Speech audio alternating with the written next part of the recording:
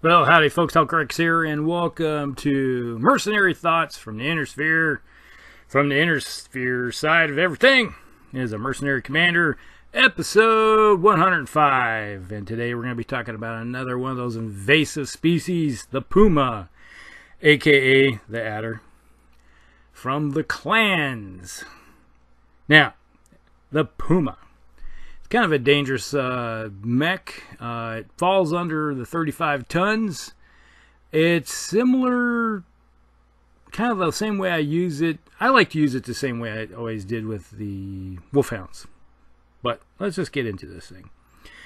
Now, 35 tons comes in at the prime version of 2,000, almost 2,100 battle value, which is a lot for a 35 ton mech. It has Indo-Steel XL engines. It's a 690, so it does not have jump jets unless you have a configuration which uses some of it. 16 tons of pod space for those. And we'll get into that. Has 10 double heat sinks on the engine. 115 points of armor, which is not bad. It's, I think, 4 short of maximum, which is pretty good for a 35 ton mech. And it has a flamer standard in the center torso as a standard configuration. So it always has something to take care of infantry. So if you get into one of those games where you got some infantry, you can always torch them if you get close enough. Now, let's see. There's multiple different versions. Like of all the clan mechs, they have a nice way with their 16 tons of pod space. They're able to configure it to, it's all right, we got this mission, I want it this way. I got this mission, I want it this way. I got this mission, I want it this way. So if you're going to be facing, need something that you're going to have to do a long-range sniper mode, run from the flanks, which is a 6'9" mover. I like to call this a flanker.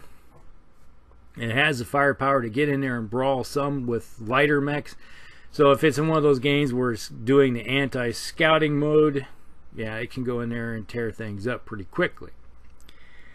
And if it needs to, you get a wolf pack of these things. That's the best way. It's like you get a star of light clan mechs, you run them together, along with some of the other ones that we've been talking about already. And you wolf pack them up, and you can tear down heavies and assault mechs pretty quickly. You know, you might get some damage done to you, but if you concentrate fire on something, it's gone. Now, in the beginning, when the clans first showed up, they had all these rules and regulations of honor that they would play with. It's like they'd go out and it's like go, basically, I will fight you, you fight, I'll fight you. They do the honor thing. Say, all right, I challenge you to a one-on-one duel with our mechs, and then go at it. That's kind of their way of fighting. The Inner Sphere was like, whatever. It's like, yeah, come on out. And then they just blast him. They learned pretty quickly that wasn't quite the way that the Inner Sphere didn't have no honor. It's like those free bursts. They don't understand these things. Okay, now, the primary configuration, which is the prime, has a ERPPC in the right arm, targeting computer, yay, and another ERPPC in the left arm, and it has an extra double heatsink in the left torso, along with the flamer. So you have some weapons, and then with those ERPPCs and a targeting computer, this thing can sit at extreme long range with a really good pilot in it. And the clans typically start with a 3-4 pilot in the game.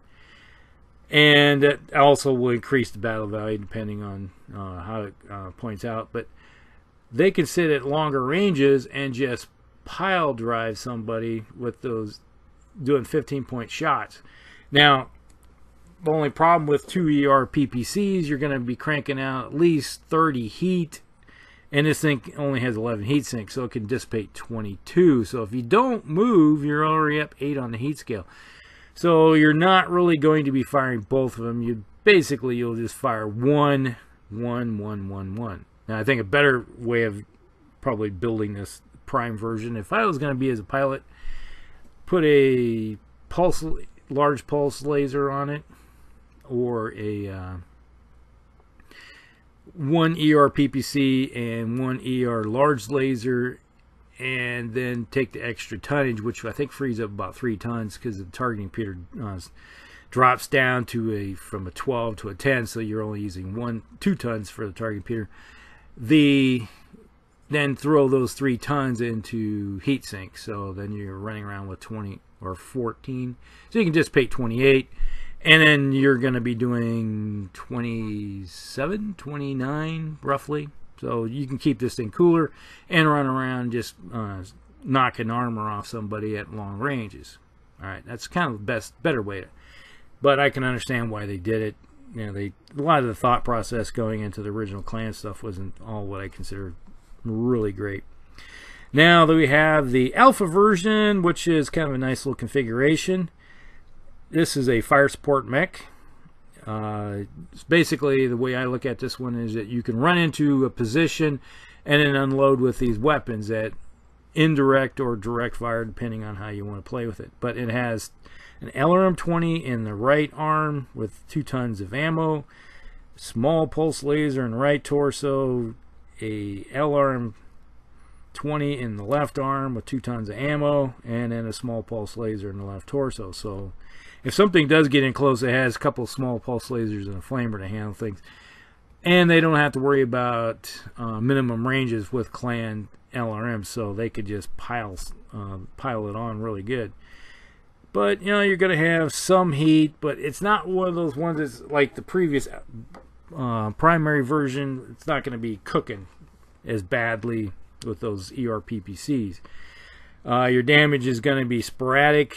You know, most of the time you're doing 12s for damage, so it's less than what you're going to do with a PPC. But you can fire both of them and not super cook in the sauna bath with your pilot. So in the long run, you're probably going to be doing a lot more damage with the alpha version than you ever would with the prime version.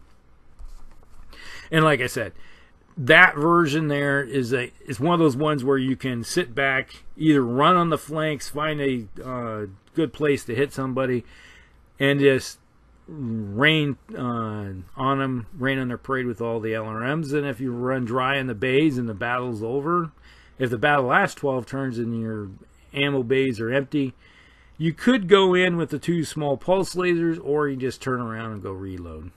All right. That's either way with that one.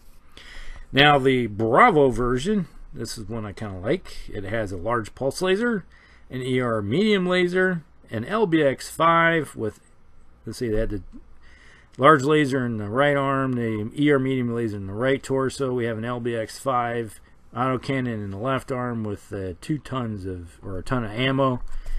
And then we have an ER medium laser in the left torso. So we're looking at 10, it's like 10, 20, yeah, 24, something like that. So you get up to 24 heat. So this thing could go fire everything for roughly 1 turn without having to worry about things, and then you could have to shut something off typically to cool off a little bit. And that's not too big a deal with this thing.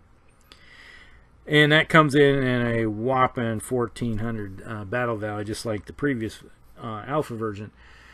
And I kind of like this one too, because you do a lot of good damage with that large pulse laser. You can move without having any problems, so it's a zero-sum game for you with your modifier. So you either a minus or minus, you're gonna have a plus there, or just even 0.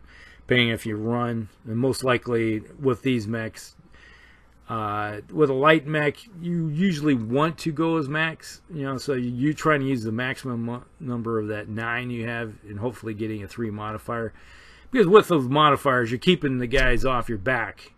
They're looking for an easier target, so if they're looking to say, okay, that Massacre out there, that 85-ton Warhawk, or whatever you want to call it, is sitting out there, and they go, oh, that guy's only got a +1 modifier, this guy's got a +3, and the firing solution, I can hit on a 10 with this one, or I can hit with a 8 on the other. I probably will go, most of the time most people look at the odds of, I'm going to go with the one with the 8. At least I can do some damage, versus gambling of not doing anything. Unless that's your only target, then I'm going to be shooting at you for sure.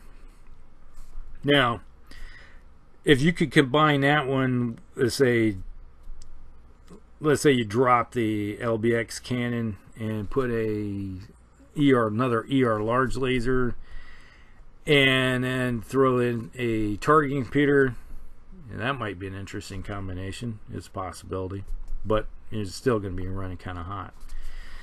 The Charlie version, number C, we got, this is in the kind of a go between one, kind of similar to the configuration of A, but the C's got a little bit extra stuff to it. All right, so we drop down to a couple LRM-15s in the right and left arm with 2 tons of ammo in each arm, and then we add in the right torso a NARC beacon and with a ton of ammo to go with it. So basically the NARC beacon is like kind of, you shoot it, you hit the target, you paint it with it, so the beacon is like going blink, blink, blink, and all the missiles are homing in on it, so you hit with more missiles basically. So it works out pretty good for that aspect. So you're increasing the amount of damage you're going to be doing. Okay, then it also has a medium pulse laser in the left torso. So this one runs fairly cool with the 2 LRMs, and then the medium pulse if it gets it close enough to within what, 12. So I kind of like that one. That one works into being more of a, with that NARC beacon, it's forcing you to get in closer. And it also helps if you dive in real quick, tag up with a NARC beacon on some heavy or assault mech, and then you kind of dive in, and everybody with all the missiles will just home in on it. And it's like you're looking at like the alpha version doing the Lord's work that way. And that one comes in around 1300.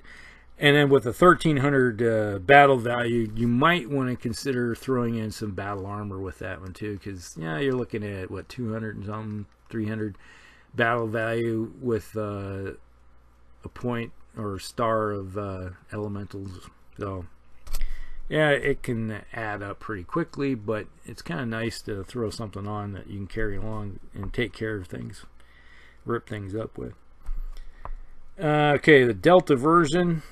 This is an interesting one. We got an Ultra AC5, so you're double pumping if you can roll an 8 or better in the right arm, and you got a ton of ammo with that one. And you got a Streak 2 with a ton of ammo. It's like Streak 2.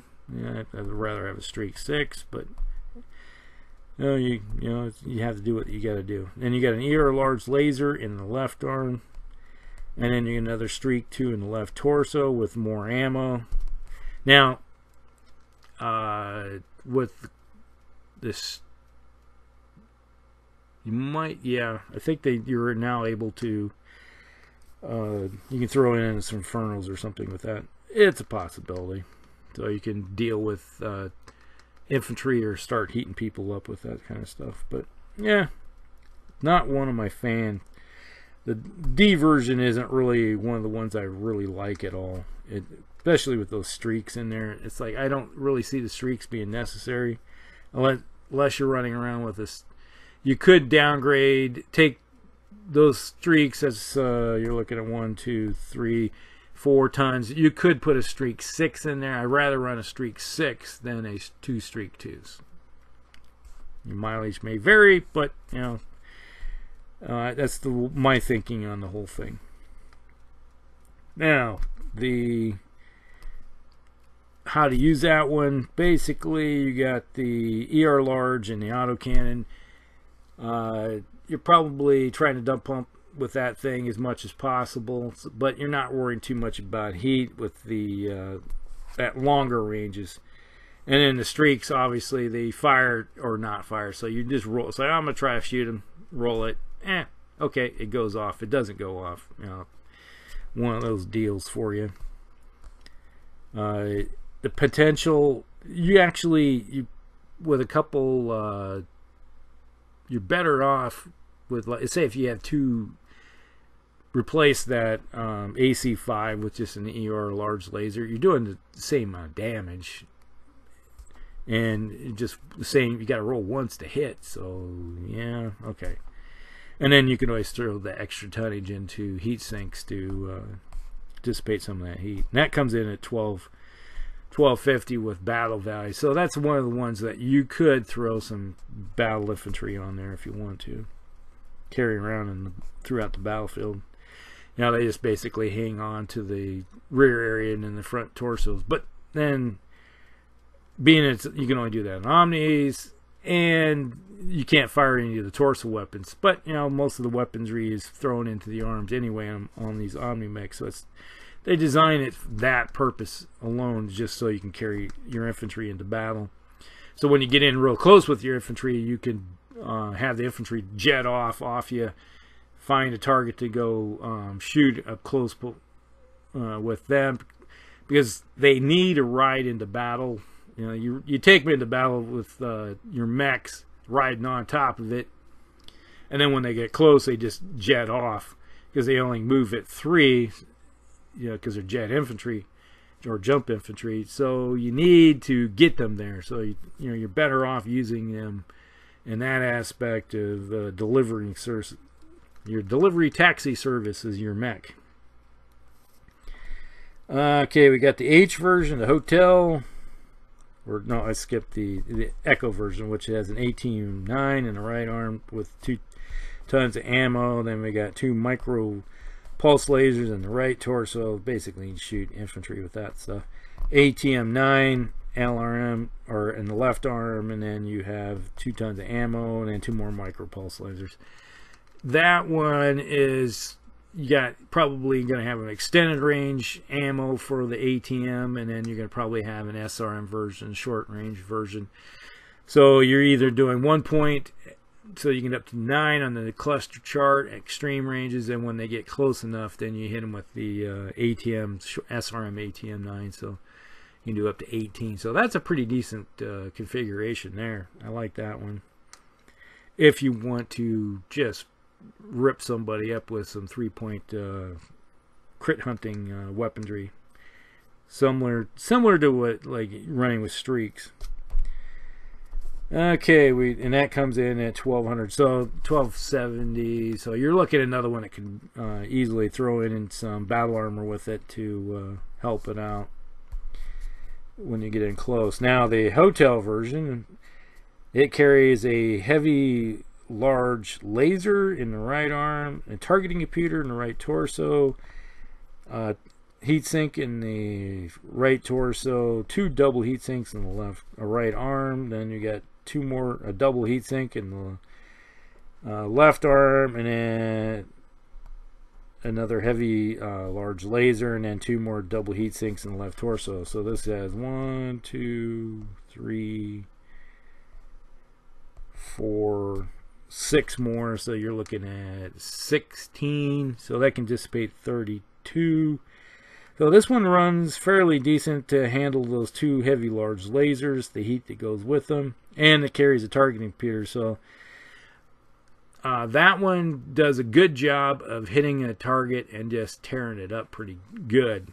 So if you're running with this thing, like you probably will be, because you're trying to get the most out of your modifiers for your own movement, I would say that's a good one to do if you get a little farther on down the line, you know, with the equipment range. So that's a possibility for later in the campaigns. And then we got the J version, which is a HAG 20 in the right arm with 3 tons of ammo. Then we got 4 AP Gauss rifles, any personal ones, and then we got a ton of ammo with that one, and that comes in at 1200. So that one's basically a get in there, get in real close, hammer somebody, and then you can take out a lot of infantry. It's kind of an anti-infantry in a way for tearing them up. And with the Inner Sphere having a whole bunch of infantry, because it's just dirt cheap, you can run companies of upon companies or regiments of infantry for the price of practically one light clan mech. You know, you can saturate the table with infantry versus, you know, what the clans could do. And the clan battle armor, you know, they run usually typically have 10 hit points on them, or armor points. So, you know, you hit them with clan weaponry, you probably, a lot of times you just kill one. It's like done, dead. But when it comes to your basic infantry for the inner sphere, just leg infantry or jump infantry or mechanized infantry, it takes the clans a little, unless they have equipment to specifically for hunting them down. That's pretty much the same thing. You look at the inner sphere, there's a reason why a lot of inner sphere mechs are running with machine guns and flamers and everything. So this one just has a flamer on it, standard. So it has something to handle it, but sometimes, you know, you need something more to just wipe out a infantry platoon as quick as possible, so you save yourself a lot of problems. So that's pretty much the Puma in a nutshell, with all the different configurations. And I like the Puma. I don't use it enough because there's a couple other mechs that I would rather use when you start talking about battle value and everything. But I remember when it first came out, we were always playing the Prime version. I think was the version that comes in the box, and that was the one that everybody had. So everybody was running around Primes, and they were it's like, before we figured out, it's like, you can't cook this thing. It's like, yeah, you can do 30 points of damage, but the pilot's sitting in the sauna bath. And you know, so we figured it. So let's play with some of the other versions of it, and we would mix and match up arms and stuff that we get out of the boxes, and figure out something else for trying to make different configurations or gluing different ones together. But it's a nice little mech, and there's nothing to sneeze at when it comes to having 16 tons of pod space on this thing. And if you're running as a pilot or a commander, say I want different configurations, you know, you got the 16 tons to mess around with, instead of just going with standard configurations. And pretty much the standard configurations we always theorize is that, all right, the supply depot has these in the supply dump, so all they got to do is just run up there, and then they snap and plug in, you know, in minutes, maybe in a half an hour, they can have a new configuration redone on it, because, you know, it's like plug and play type of thing. But when it's say you wanted a version that is running around with a large pulse laser and a bunch of medium pulse lasers and a targeting computer, that would be kind of nasty, especially if you had a good pilot in it. That would be a version that if you're running around, it's like, oh, this one is purely anti-scout. His job is just go and find the fast moving inner sphere mechs and then tear them a new one, and with a targeting computer and a pulse lasers, that would get the job done quickly. But, you know, that's some ideas to throw around, you know, if you want to play that way also. All right, this video is getting kind of long in there, so like and subscribe, tell your friends, share it, and we will talk with you later. Hellcracks out.